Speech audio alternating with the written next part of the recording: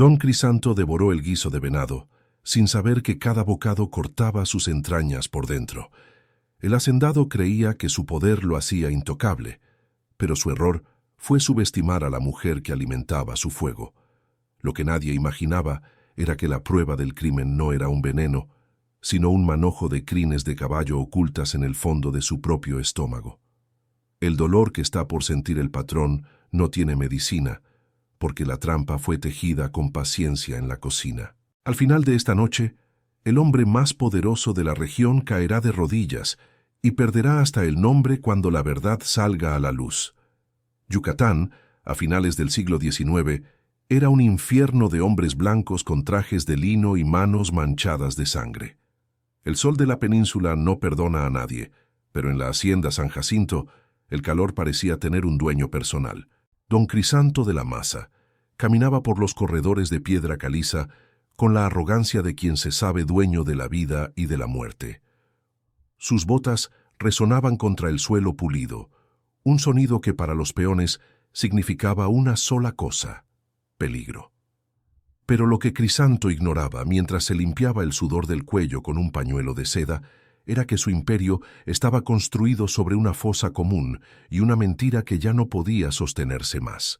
En la cocina de la hacienda el aire era espeso, cargado con el olor del achiote, la leña quemada y el sudor de los que no tienen voz.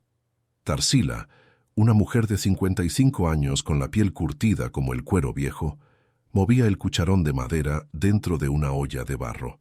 Sus ojos no miraban el guiso, miraban el vacío de una pérdida que le quemaba más que el fogón.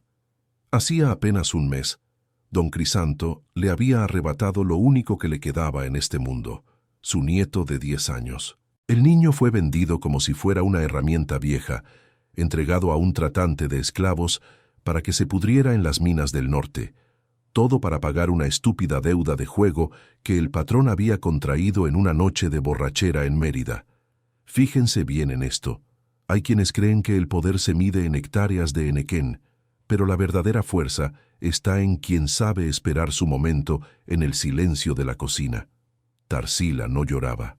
Las lágrimas se le habían secado el día que vio partir la carreta con el pequeño gritando su nombre. En lugar de llanto, Tarsila cultivó un plan que no requería pólvora ni cuchillos que dejaran rastro. En el bolsillo de su delantal, sus dedos tropezaban constantemente con un dedal de plata abollado. Ese objeto era su amuleto y su condena. Tenía grabadas las iniciales de don Julián, el antiguo dueño de San Jacinto. El hombre que, según la historia oficial, había muerto de una fiebre repentina, pero que Tarsila sabía perfectamente que había terminado con una bala en la nuca, disparada por el mismo Crisanto que hoy se sentaba a su mesa. La técnica de Tarsila era de una crueldad geométrica. Había pasado las noches en vela, bajo la luz mortecina de una vela de sebo, cortando crines de caballo, pero no cualquier pelo. Buscaba las crines del semental negro, las más gruesas y rígidas. Con una paciencia que solo da el odio, las picaba finamente hasta que parecían pequeñas agujas invisibles al ojo humano. Si se mezclaban bien con las fibras del venado, se volvían indetectables. Al ser ingeridas, estas crines no se digieren, se clavan en las paredes del estómago y de los intestinos. Con cada contracción natural del cuerpo, con cada movimiento del patrón, esas agujas microscópicas perforan los tejidos, causando una hemorragia interna lenta, dolorosa y, sobre todo, imposible de diagnosticar para los médicos de la época. Mientras Tarsila preparaba el banquete para la visita del coronel Valeriano, los ruidos de la hacienda seguían su curso habitual. Afuera, en las caballerizas, Ladislao, el joven mozo de cuadras, mantenía la cabeza baja. Tenía el corazón latiéndole en la garganta. 2 noches atrás había visto una sombra moverse cerca del semental negro. Pensó que era un ladrón, pero cuando se acercó, vio a Tarsila con un cuchillo en la mano, cortando con cuidado los pelos de la cola del animal. Sus miradas se cruzaron por un segundo. Tarsila no dijo nada, solo le mostró las cicatrices de los azotes que surcaban su espalda, marcas que Crisanto le había dejado por atreverse a preguntar por su nieto. Ladislao, que también había sentido el látigo del patrón, bajó la vista y juró silencio en su mente. Ese silencio era el primer clavo en el ataúd de don Crisanto. El coronel Valeriano no era un hombre de medias tintas. Había llegado a San Jacinto con una misión clara: inspeccionar los títulos de propiedad. Los rumores de que Crisanto era un usurpador habían llegado hasta la capital. Se decía que los sellos reales en las escrituras eran falsificaciones burdas y que el testamento original de don Julián nunca apareció. Crisanto, paranoico por naturaleza, sabía que el coronel era un hombre de leyes, incorruptible y frío. Por eso, el banquete tenía que ser perfecto. La comida debía ser un bálsamo que relajara al militar antes de que empezara a hurgar en los papeles de la oficina. Don Crisanto entró al comedor, luciendo una sonrisa falsa que no le llegaba a los ojos. Se sentía poderoso, pero en el fondo de su vientre empezó a sentir un leve pinchazo, una molestia insignificante, como si hubiera comido algo un poco pesado. Se sentó a la cabecera de la mesa de caoba, frente al coronel, y ordenó que sirvieran el primer plato. Ponciano, el mayordomo fiel, entró con una bandeja de plata. El hombre no sospechaba nada. Llevaba el plato marcado con el símbolo de la muerte, el guiso de venado en salsa de pipián que Tarsila había preparado con especial esmero. Cada vez que Crisanto llevaba la cuchara a su boca, Tarsila, desde la sombra de la puerta de la cocina, contaba los bocados. Cada masticada era una sentencia. El patrón hablaba de sus éxitos, de cuántas pacas de henequén exportaba a Europa, de cómo su mano dura mantenía el orden en la región. El coronel escuchaba en silencio, observando los modales toscos del hacendado. Valeriano notó que Crisanto empezó a sudar de forma inusual. El comedor estaba fresco. Las ventanas abiertas dejaban entrar la brisa de la tarde, pero el patrón tenía la frente perlada de sudor frío. El dolor comenzó a escalar. Ya no era un pinchazo, era una quemazón. Crisanto trató de disimularlo, bebiendo un trago largo de vino tinto, pero el alcohol solo pareció avivar las brasas en su interior. Las crines estaban haciendo su trabajo, moviéndose con el líquido, anclándose más profundo en la mucosa de su estómago. Tarsila sabía que no había vuelta atrás. El hombre que se creía Dios en su pedazo de tierra estaba empezando a desmoronarse frente a la autoridad que venía a quitarle su máscara. Pero Crisanto no era un hombre que se rindiera fácil. Atribuyó el dolor a los nervios por la inspección. Miró hacia la cocina y gritó pidiendo más picante, como si quisiera quemar el dolor con más fuego. Tarsila entró al comedor, algo que tenía estrictamente prohibido durante las comidas de los señores. Caminó con paso firme sin bajar la cabeza. Crisanto se quedó mudo por un segundo, sorprendido por la insolencia de la cocinera. Quiso insultarla, quiso ordenar que la llevaran al cepo, pero una punzada violenta en el bajo vientre le cortó la respiración. El coronel Valeriano frunció el ceño. Algo no andaba bien. La tensión en la habitación se volvió física, casi se podía tocar. Tarsila se quedó de pie, a unos metros de la mesa, mirando fijamente a los ojos del hombre que le había robado su futuro. En su mano, oculta entre los pliegues de su falda, apretaba el dedal de plata. Ese pequeño objeto era la llave que abriría la verdad sobre el asesinato de don Julián, pero primero Crisanto tenía que sufrir. Tenía que sentir en su propia carne una fracción del tormento que le había causado a tantos otros. La lógica de la soberbia es el peor enemigo del malvado. Crisanto pensaba que los esclavos eran objetos, partes del paisaje que no tenían capacidad de pensar ni de ejecutar una venganza tan sofisticada. Para él, Tarsila solo era la mujer que hacía las tortillas. Nunca imaginó que en ese cerebro, alimentado por el odio y el amor a un nieto perdido, se estaba gestando su ruina. El banquete apenas comenzaba, y el venado, suave y sabroso, seguía recorriendo su camino destructivo por el cuerpo del usurpador. El coronel dejó los cubiertos sobre el plato y miró a Crisanto. «¿Se siente usted bien de la masa?», preguntó con una voz que sonaba a juicio final. Crisanto intentó responder, pero solo logró emitir un gemido ahogado. La sangre empezó a acumularse en su interior y un sabor metálico inundó su boca. El juego de poder estaba cambiando de manos. En ese comedor de lujo, rodeado de cuadros caros y muebles importados, el hombre más rico de la zona estaba empezando a darse cuenta de que no hay muro lo suficientemente alto para protegerse de la justicia que nace de una cocina humilde. Tarsila dio un paso al frente. Su presencia era ahora la de una jueza. Sabía que Ladislao estaba afuera, vigilando que ningún capataz interrumpiera. Sabía que Ponciano estaba paralizado por el miedo. Y sabía que dentro de la silla de montar de Crisanto, escondido en el forro que ella misma había descosido y vuelto a coser, estaba el testamento original que devolvería la hacienda a sus verdaderos dueños y le daría el dinero necesario para buscar a su nieto. Todo estaba en juego. La vida de Crisanto se escapaba por agujeros microscópicos y la verdad estaba a punto de brotar como la sangre que el patrón ya no podía retener. La noche caía sobre Yucatán, pero para don Crisanto la oscuridad ya había llegado. El dolor se transformó en una agonía que le impedía mantenerse erguido. El coronel se levantó de su silla, sospechando que estaba presenciando algo más que una simple enfermedad. Miró a Tarsila, y en los ojos de esa mujer encontró una determinación que no había visto en 1000 batallas. El primer acto de este ajuste de cuentas estaba por terminar, pero el verdadero clímax, el momento en que Crisanto tendría que confesar sus pecados para detener el fuego en sus tripas, apenas estaba en el horizonte. La trampa de crines de caballo era perfecta, y el banquete de la cosecha se convertiría en el velorio de una tiranía. El sudor que resbalaba por las sienes de don Crisanto no era por el calor del mediodía yucateco. Era el sudor de un animal herido que intenta caminar erguido para no mostrar su debilidad ante el depredador. El coronel Valeriano, sentado frente a él, no le quitaba la vista de encima. Cada vez que el patrón soltaba un quejido sordo, el militar inclinaba la cabeza, como si estuviera diseccionando un cadáver antes de que éste dejara de respirar.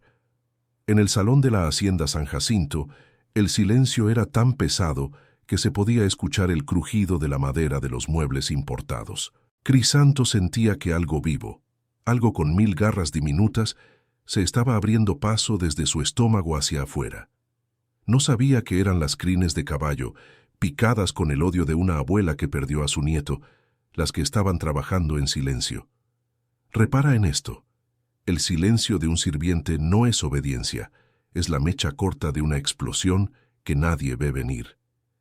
En esta hacienda, cada rincón tenía oídos y cada sombra guardaba un rencor que ya no cabía en el pecho de los peones. El coronel Valeriano rompió el silencio con una pregunta que cayó como un hachazo sobre la mesa. ¿Sabe usted de la masa que en Mérida se dice que los papeles de esta propiedad tienen un olor a tinta fresca que no coincide con la fecha de la muerte de don Julián? Crisanto intentó reír, pero lo que salió de su garganta fue un espasmo de dolor que lo obligó a agarrarse del borde de la mesa con tanta fuerza que sus nudillos se pusieron blancos. El venado en salsa de pipián, ese manjar que Tarsila le había preparado, se sentía ahora como si hubiera tragado brasas encendidas. El patrón miró hacia la puerta de la cocina buscando a Tarsila, pero ella ya no estaba ahí. Solo quedaba la sombra de su ausencia y el eco de sus pasos alejándose. Tarsila sabía que el tiempo se agotaba. El dolor de Crisanto era el reloj que marcaba el ritmo de su propia ejecución o de su libertad. Mientras el patrón se retorcía en el comedor, ella atravesó el patio central bajo el sol abrasador, dirigiéndose hacia las caballerizas. Su corazón golpeaba sus costillas como un pájaro enjaulado. Si la descubrían fuera de su puesto, el castigo sería la muerte. Pero ella ya estaba muerta por dentro desde que el tratante de esclavos se llevó a su pequeño. En su mente solo resonaba una frase: «El papel está en la silla». Era un secreto que había escuchado por accidente años atrás, cuando Crisanto, borracho de mezcal y de poder, alardeaba de que nadie encontraría jamás el testamento original porque el patrón siempre cabalgaba sobre la verdad. Al llegar a las caballerizas, el olor a estiércol y a cuero viejo la recibió. Ladislao, el mozo de cuadras, estaba allí, temblando. Había visto a los guardias de la hacienda ponerse nerviosos. Crisanto, en su paranoia, había ordenado que nadie se acercara a la casa grande mientras el coronel estuviera presente. Ladislao miró a Tarsila y sus ojos reflejaron el terror de quien sabe que está cruzando una línea de la que no hay retorno. Tarsila, vete de aquí. Si el mayordomo te ve, nos van a colgar a los dos, susurró el muchacho, mirando hacia los lados. Pero Tarsila no se movió. Sacó el dedal de plata de su bolsillo y lo apretó con fuerza. Él ya está pagando, Ladislao. Sus tripas se están volviendo colador. Ahora necesito lo que es nuestro. El problema es que don Crisanto no era un hombre que se dejara vencer por un simple dolor de estómago. En el comedor, el hacendado ordenó a Ponciano que trajera la caja de los archivos. Quería demostrarle al coronel que sus papeles estaban en regla, pero cada movimiento le costaba una agonía nueva. Las crines, esas agujas de queratina, se estaban clavando en las paredes del duodeno. No hay medicina en toda la península que pueda detener eso. El cuerpo intenta expulsar el objeto extraño, pero al hacerlo, solo logra que las puntas se entierren más profundo. Crisanto empezó a sentir náuseas. Un sabor a óxido inundó su boca. Era sangre, su propia sangre que empezaba a filtrarse por las perforaciones internas. Si no soportas ver cómo los poderosos se creen dueños de la verdad, suscríbete. Aquí contamos lo que la historia oficial intentó borrar. Y dime en los comentarios, ¿crees que el miedo es más fuerte que el hambre de justicia? Porque en San Jacinto, el miedo estaba cambiando de bando. Mientras Ponciano subía a buscar los documentos falsos, Tarsila y Ladislao luchaban con la pesada silla de montar de don Crisanto. Era una pieza de lujo, con adornos de plata y cuero repujado. Pero no buscaban la belleza, buscaban el engaño. Tarsila recordó cómo Crisanto siempre protegía esa silla con un celo casi religioso. «Nunca dejen que el cuero se humedezca», decía. La mujer sacó un cuchillo pequeño y afilado que escondía en su bota. Con manos temblorosas pero precisas, empezó a descoser el forro interno del faldón derecho. El cuero era duro, curtido para resistir años de cabalgatas, pero el odio de Tarsila era más afilado que cualquier acero. De repente, un ruido en la entrada de las caballerizas los paralizó. Era el sonido de unas botas pesadas y el tintineo de unas espuelas. El capataz, un hombre cruel apodado El Gavilán, estaba haciendo su ronda. Ladislao empujó a Tarsila detrás de un montón de paja y se puso a cepillar frenéticamente a uno de los caballos. El Gavilán entró escupiendo en el suelo. «¿Qué haces aquí todavía, muchacho? El patrón está de mal humor y tú estás aquí perdiendo el tiempo. ¿Dónde está la cocinera?» Ponciano dice que desapareció de la cocina. Tarsila aguantó la respiración, sintiendo el filo del cuchillo contra su palma. El sudor le resbalaba por la espalda, mezclándose con el polvo de la paja. Ladislao, con una voz que apenas parecía suya, respondió: «Se sintió mal por el calor, señor. Se fue a las chozas a descansar un poco. Yo solo estoy preparando el semental por si el coronel quiere salir a revisar los campos». El Gavilán gruñó algo ininteligible y miró la silla de montar que estaba sobre el caballete. Se acercó un paso, sus ojos entrecerrados por la sospecha. Tarsila cerró los ojos y rezó a los dioses antiguos que su madre le había enseñado a invocar en secreto. En ese momento, un grito desgarrador llegó desde la casa grande. Era un alarido de hombre, pero sonaba como el de una bestia herida de muerte. Era Crisanto. El dolor había llegado a su punto de quiebra. En el comedor, el hacendado se había desplomado sobre la mesa, derramando el vino y tirando los cubiertos. El coronel Valeriano se puso de pie asustado. «¡Llamen a un médico! ¡Este hombre se está muriendo!», gritó el militar. El Gavilán, al oír el grito, se dio la vuelta y salió corriendo hacia la casa grande, olvidando por completo la silla y al mozo. Tarsila no perdió un segundo. Salió de su escondite y con un tirón violento rasgó el cuero de la silla. Allí, metido en un doble fondo de lona encerada, apareció un sobre amarillento, sellado con cera roja que llevaba el escudo de la familia de don Julián. «Lo tengo», susurró Tarsila. Sus manos manchadas de grasa de caballo y polvo sostenían la prueba de 20 años de injusticia. Pero la victoria era todavía frágil. Tenía el documento, pero Crisanto todavía estaba vivo y el coronel seguía en la casa. Si la encontraban con ese papel, sería ejecutada en el acto por robo. El riesgo era absoluto. Miró a Ladislao, que estaba pálido como un muerto. «Corre a la cocina, muchacho. Trae un vaso de agua con vinagre. Dile a Ponciano que es para el patrón, para las náuseas. Yo entraré por la parte de atrás». Tarsila sabía que el coronel era su única salida. Si lograba entregarle ese testamento mientras Crisanto estaba incapacitado, la ley tendría que actuar. Pero el camino entre las caballerizas y el comedor parecía ahora un campo de batalla. Los guardias corrían de un lado a otro. El médico del pueblo estaba llegando en un carruaje que levantaba nubes de polvo blanco.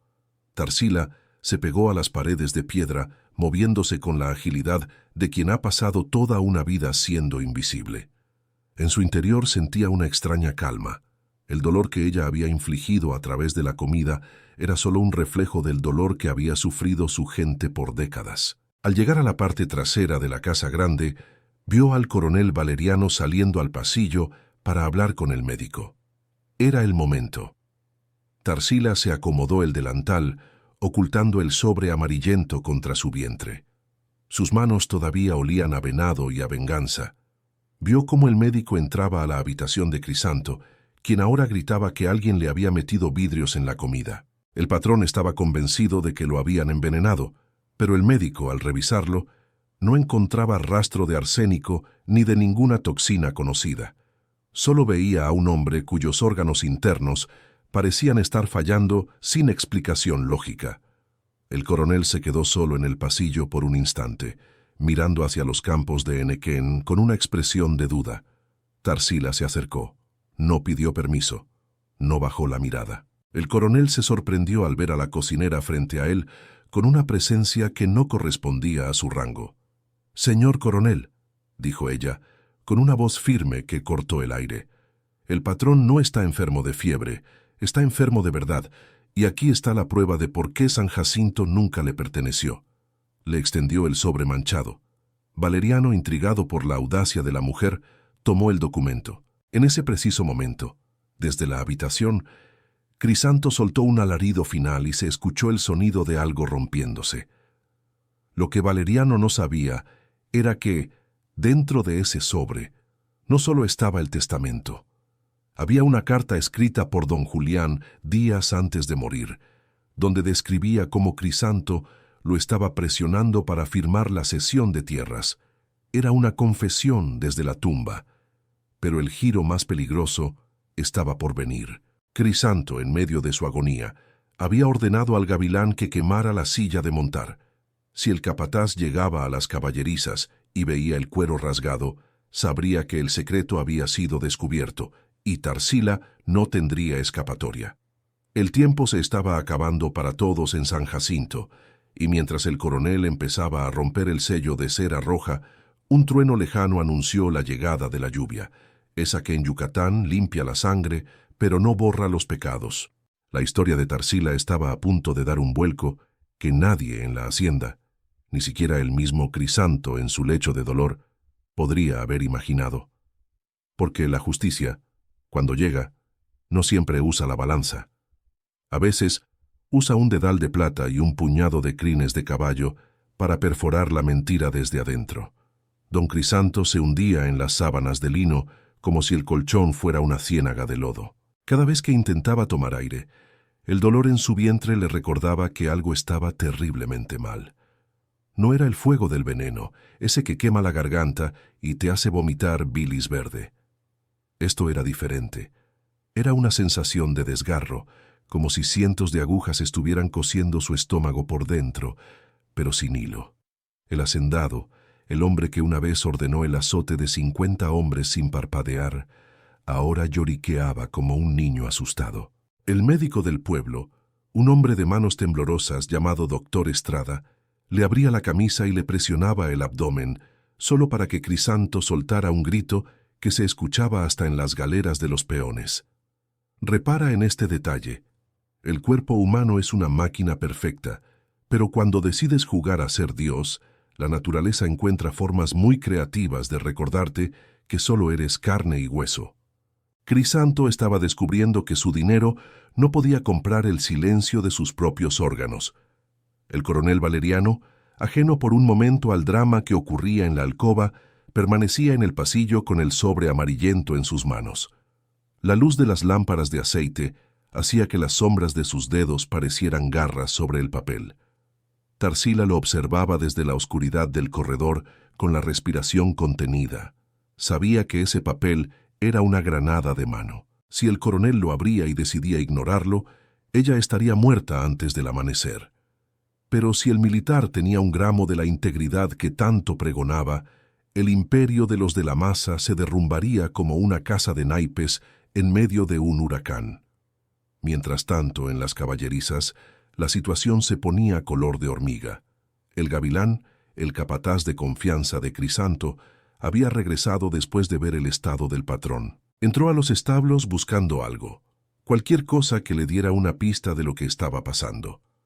Caminaba con la mano puesta sobre la cacha de su revólver, sospechando de todo lo que se movía.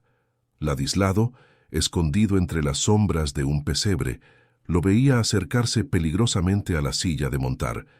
El mozo de cuadras sentía que el sudor le bajaba por la nuca. El gavilán se detuvo frente a la silla de lujo de don Crisanto. Vio el cuero rasgado. Vio los hilos colgando como nervios expuestos. El capataz rugió. No necesitaba ser un genio para entender que alguien había hurgado donde no debía. Sabía lo que Crisanto escondía en esa silla. Lo sabía porque él mismo había ayudado a quemar la ropa de don Julián la noche del accidente. El gavilán dio media vuelta con los ojos inyectados en sangre y salió disparado hacia la casa grande. No iba a avisar a nadie, iba a buscar a la cocinera. Sabía que solo Tarsila tenía los riñones suficientes para meterse con las pertenencias del patrón. En su mente ya estaba diseñando el tipo de tortura que le aplicaría antes de entregarla a la justicia de Crisanto. Fíjense bien, hay momentos donde el tiempo se estira como un chicle. Cada segundo que el coronel tardaba en romper ese sello era un segundo que acercaba la mano del gavilán al cuello de Tarsila. En el interior de la habitación, el doctor Estrada estaba perplejo. «No entiendo, don Crisanto. Su pulso es rápido, tiene fiebre, pero no hay inflamación externa. Es como si usted se estuviera destruyendo por dentro». Crisanto, con la voz quebrada, agarró al médico por la solapa. «Es ella, la vieja. Me dio algo. Busquen en la cocina. Traigan a esa mujer». El patrón ya no hablaba por sospecha, hablaba por instinto. El odio que sentía por Tarsila era lo único que lo mantenía despierto, a pesar de la hemorragia interna que empezaba a llenar su cavidad abdominal. Tarsila, sintiendo que el peligro se cerraba sobre ella, se acercó un paso más al coronel. «Léalo, señor. No deje que el dolor de ese hombre lo distraiga de la verdad. Don Julián no murió de fiebre, murió de una traición». El coronel Valeriano la miró con severidad, pero algo en la calma gélida de la mujer lo obligó a actuar. Rompió el sello de cera roja. El sonido del papel rasgándose fue como un disparo en el silencio del pasillo. Sacó las hojas amarillentas y empezó a leer. Sus ojos se movían rápido, saltando sobre las palabras escritas con la caligrafía elegante del difunto dueño. Si no puedes tolerar que la historia sea escrita siempre por los que ganan con sangre, suscríbete. Aquí le damos voz a los que fueron silenciados bajo el peso de la hacienda. Y dime en los comentarios, ¿tú crees que un documento puede más que un arma en una tierra donde no hay ley? Porque el coronel estaba a punto de descubrir que el papel que tenía en la mano era una sentencia de muerte para alguien en esa habitación. La carta de don Julián era clara. Describía con lujo de detalles las amenazas de Crisanto. Hablaba de cómo el entonces administrador había empezado a falsificar los libros de cuentas para hacer parecer que la hacienda estaba en quiebra. Pero lo más impactante era el testamento. Don Julián, al no tener herederos directos, legaba San Jacinto a una orden de beneficencia en Mérida, con la condición de que todos los trabajadores recibieran su libertad y una pequeña parcela de tierra para subsistir. Crisanto no solo había robado una propiedad, había robado la libertad de cientos de familias para alimentar su propia avaricia. El rostro del coronel se transformó. La rigidez militar fue reemplazada por una indignación profunda. Pero antes de que pudiera decir una palabra, el sonido de unas botas pesadas retumbó en la escalera de caracol. El gavilán irrumpió en el pasillo, con el látigo en una mano y el revólver en la otra. «¡Esa mujer!», gritó señalando a Tarsila. «Esa vieja maldita rompió la silla del patrón. Ella tiene lo que falta». El capataz no vio el papel en manos del coronel, o si lo vio, no le importó. Su lealtad estaba con el hombre que le pagaba para ser un animal. Tarsila no se movió. Se quedó de pie con las manos cruzadas frente a ella, como si estuviera esperando que el pan terminara de hornearse. «El gavilán tiene razón», dijo ella con una voz que no temblaba. «Yo saqué ese papel y se lo entregué al único hombre que puede hacer justicia aquí. Si me quiere matar, hágalo, pero el coronel ya sabe que usted y su patrón son unos asesinos». El gavilán levantó el arma, apuntando directo a la frente de Tarsila. El martillo del revólver hizo un clic metálico que heló la sangre de todos los presentes. «Baje el arma, cabo», ordenó el coronel con una autoridad que hizo que el gavilán vacilara. Valeriano no lo llamó por su apodo, lo llamó por el rango que el hombre alguna vez tuvo antes de ser expulsado del ejército por crueldad excesiva. «Este documento es oficial, y si usted dispara, será ejecutado por traición a la patria y obstrucción de la justicia». El gavilán miró al coronel, luego a Tarsila, y finalmente hacia la puerta de la habitación de Crisanto, de donde salía un olor fétido a enfermedad y muerte. El problema es que la lealtad de un perro de presa no se rompe con palabras, se rompe con miedo. El gavilán sabía que si Crisanto caía, él caería con él. No tenía nada que perder. «Ese papel no vale nada si no hay nadie vivo para leerlo», rugió el capataz. Pero justo cuando iba a apretar el gatillo, un grito inhumano salió de la alcoba. Crisanto había logrado levantarse de la cama, arrastrándose por el suelo cubierto de sudor y sangre que le brotaba por la comisura de los labios. Apareció en el umbral de la puerta, sosteniéndose del marco, con los ojos desorbitados. «¡Mátala!», ordenó Crisanto, señalando a Tarsila. Pero sus intestinos, perforados por las crines de caballo, ya no podían sostener el esfuerzo. El patrón se dobló por la mitad, escupiendo una cantidad alarmante de sangre oscura sobre las botas del coronel. El médico salió corriendo de la habitación, gritando que no podía hacer nada más. El espectáculo era dantesco. El hombre más poderoso de la región estaba literalmente desarmándose por dentro frente a sus enemigos. Tarsila caminó hacia él. Ignoró el arma del gavilán, ignoró la mirada de espanto del coronel. Se detuvo a pocos centímetros del patrón caído. Sacó el dedal de plata de su bolsillo y lo dejó caer sobre el charco de sangre que rodeaba a Crisanto. «Este dedal pertenecía al hombre que usted mató», susurró ella para que solo él pudiera oírla. «Y cada bocado de venado que se comió hoy llevaba el alma de mi nieto y los pelos de la cola del caballo que usted tanto presume. No es veneno, Crisanto, son sus propios pecados cortándolo por dentro». El giro que nadie esperaba fue la reacción del coronel. En lugar de arrestar a Tarsila en ese momento, se giró hacia sus propios guardias que acababan de llegar al pasillo, atraídos por el escándalo. «Aseguren al capataz y que nadie toque a esta mujer». Valeriano miró a Crisanto, quien ahora se retorcía en el suelo en el clímax de su agonía.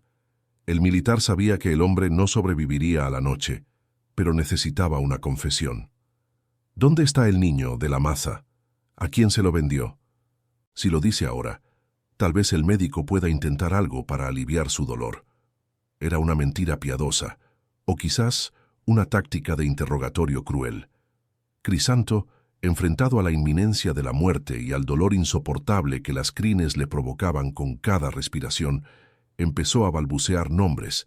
Habló del tratante de esclavos, habló de la mina en el norte, habló de los sobornos que pagó para que nadie investigara la muerte de don Julián. Cada palabra era un clavo más en su propia tumba, pero para Tarsila, cada palabra era un mapa hacia su nieto. Pero el peligro no había pasado. El gavilán, viendo que todo estaba perdido, aprovechó la confusión para zafarse de los guardias y saltar por una de las ventanas del pasillo hacia el jardín. Sabía que si lo atrapaban, la horca era su único destino. Tarsila vio cómo el hombre desaparecía en la oscuridad. Sabía que mientras ese hombre estuviera libre, su vida y la de Ladislao seguían pendiendo de un hilo. El clímax de la noche estaba por llegar, y la justicia que Tarsila había tejido con tanto cuidado estaba a punto de enfrentarse a su prueba final. Suscríbete. Aquí no perdonamos a los traidores ni olvidamos a los valientes. Y comenta, ¿Tarsila hizo bien en tomar la justicia por su mano, o el odio la convirtió en lo mismo que ella odiaba? La respuesta está en la sangre que ahora mancha el suelo de San Jacinto. La lluvia finalmente rompió sobre la hacienda, lavando las paredes de piedra, pero no la culpa que se respiraba en el aire. Crisanto seguía en el suelo, susurrando el nombre de un niño que ya no le pertenecía, mientras Tarsila miraba hacia el horizonte, donde el sol de la mañana traería la libertad o el patíbulo. La mesa estaba servida, y el banquete de la muerte aún no había terminado de cobrarse sus platos. Don Crisanto de la Maza se retorcía en el suelo del pasillo, manchando el mármol con una mezcla de sangre y bilis que ningún criado se atrevería a limpiar esa noche. El hombre que se sentía dueño de los cielos y la tierra en Yucatán ahora no era más que un fardo de carne quejumbrosa. El coronel Valeriano, con el testamento original en una mano y la carta de confesión de don Julián en la otra, miró al médico con una frialdad que helaba la sangre. No había compasión en sus ojos, solo la resolución de un hombre que acaba de descubrir que ha estado cenando con un monstruo. El médico, el doctor Estrada, simplemente negó con la cabeza y se apartó del cuerpo del hacendado.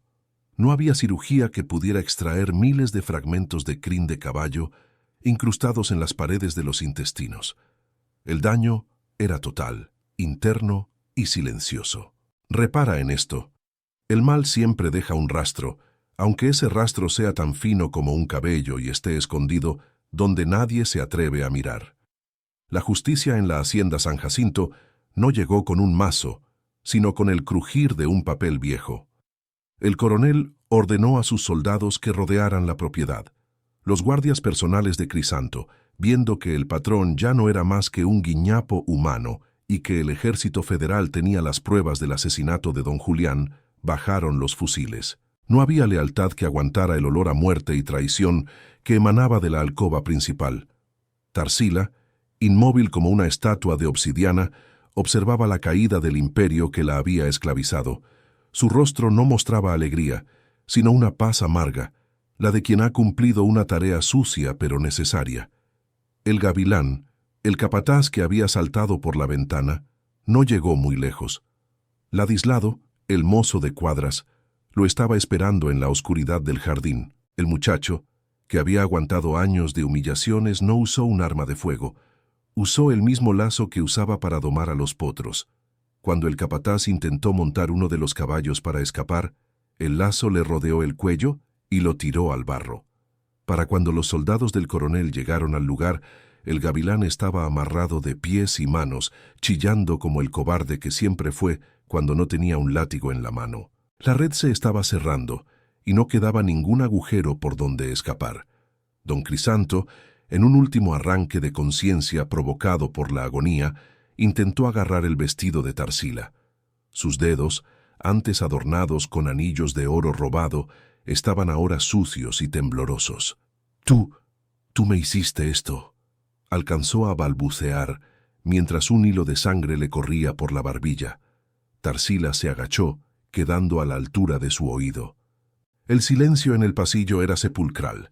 Hasta el coronel contuvo la respiración para escuchar. «Yo no le hice nada, patrón. Usted se comió su propia ambición.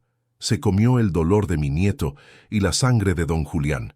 Yo solo le serví el plato que usted mismo preparó durante 20 años».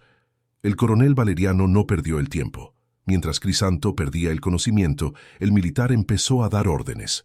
La hacienda fue declarada bajo custodia federal de inmediato. Los documentos encontrados en la silla de montar no dejaban lugar a dudas. San Jacinto pertenecía legalmente a la Orden de Beneficencia de Mérida, y el destino de las tierras era ser repartidas entre los trabajadores que Crisanto había oprimido. Pero para Tarsila las tierras no significaban nada si su sangre seguía perdida en las minas del norte. Si no soportas ver que la impunidad gane y crees que la verdad debe salir a la luz cueste lo que cueste, suscríbete a este canal. Y dime en los comentarios, ¿crees que este castigo, el de las crines que perforan por dentro, fue suficiente justicia o piensas que Tarsila cruzó una línea de la que no hay retorno? El coronel se acercó a Tarsila y le puso una mano en el hombro. La confesión de este hombre antes de colapsar ha sido registrada. Mañana mismo saldrá un destacamento hacia las minas de San Juan del Norte. No le prometo que el niño esté bien, pero le prometo que lo traeremos de vuelta. Tarsila cerró los ojos y por primera vez en semanas una lágrima corrió por su mejilla curtida.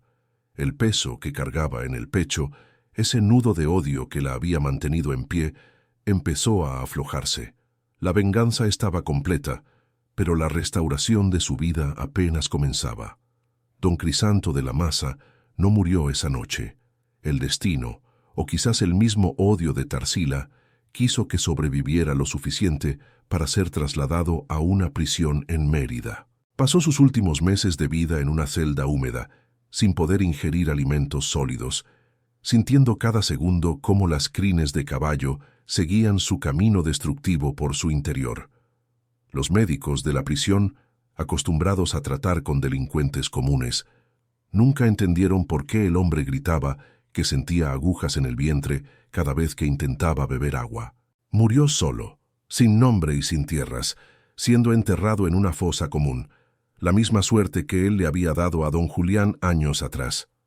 La hacienda San Jacinto cambió de nombre. Los peones, ahora hombres libres con sus propias parcelas, la rebautizaron como La Esperanza de Tarsila. El palacio de piedra caliza donde Crisanto daba sus banquetes fue convertido en una escuela y un dispensario médico. Ponciano, el mayordomo, se quedó para administrar los bienes de la beneficencia, asegurándose de que nunca más un hombre se sintiera dueño de la vida de otro en esos campos de Enequén. Ladislao, el joven mozo, se convirtió en el encargado de las tierras comunitarias, cuidando a los caballos que, sin saberlo, habían entregado las armas para la liberación del pueblo. Tarsila no se quedó para ver la transformación de la hacienda. Tomó el dinero que el coronel le entregó de la caja fuerte de Crisanto, dinero que legalmente le correspondía como indemnización por los años de servidumbre ilegal, y compró un pasaje hacia el norte. No le importó el polvo del camino ni los peligros de la frontera. Llevaba con ella el dedal de plata abollado y una fe que movía montañas. Tardó 3 meses en encontrar la mina, un lugar donde el sol nunca entraba y los hombres morían antes de los 30 años. Cuando llegó a las puertas de la mina de San Juan, los guardias intentaron detenerla, pero ella mostró el salvoconducto firmado por el mismo coronel Valeriano. Caminó entre los barracones de madera podrida hasta que vio una figura pequeña, cubierta de polvo de carbón y con los ojos llenos de una tristeza que ningún niño debería conocer. Era él, su nieto. El encuentro no fue de gritos, ni de grandes escenas dramáticas. Tarsila simplemente lo abrazó y le susurró al oído que la cena estaba lista y que nunca más volverían a pasar hambre bajo el techo de un extraño. El niño, que había olvidado lo que era el calor de una familia, se aferró a su abuela como si fuera la única balsa en un mar tormentoso. Regresaron a Yucatán, no a la hacienda grande, sino a una pequeña casa cerca del mar, donde el sonido de las olas borraba los ecos de los azotes y los gritos de Crisanto. Tarsila volvió a cocinar, pero esta vez solo usaba los ingredientes más puros, bendecidos por la libertad. El dedal de plata fue enterrado en el jardín, junto a una mata de ruda, como un recordatorio de que algunas deudas se pagan con metal, pero las más profundas se pagan con la vida misma. La historia de Tarsila se convirtió en una leyenda que se contaba en voz baja en las cocinas de todo México. Se decía que en cada guiso de una mujer oprimida siempre había un ingrediente secreto, que los patrones debían temer. La lección de San Jacinto fue clara. No ignores a quien te alimenta, porque en sus manos reside el poder de darte la vida o de quitarte el aliento sin que te des cuenta. La justicia no siempre viene del cielo. A veces viene de la mano que sostiene el cuchillo en la cocina, de la paciencia de quien sabe que el tiempo es el mejor condimento para la venganza. Suscríbete a este canal para seguir descubriendo las historias que el poder intentó enterrar bajo el polvo del olvido. Aquí le damos voz a los silenciosos y sacamos a la luz los crímenes que el tiempo no pudo borrar. Y dime, ¿crees que Tarsila pudo vivir en paz después de lo que hizo? ¿O crees que el secreto de las crines la persiguió hasta el último de sus días? Tu opinión es la que completa este relato.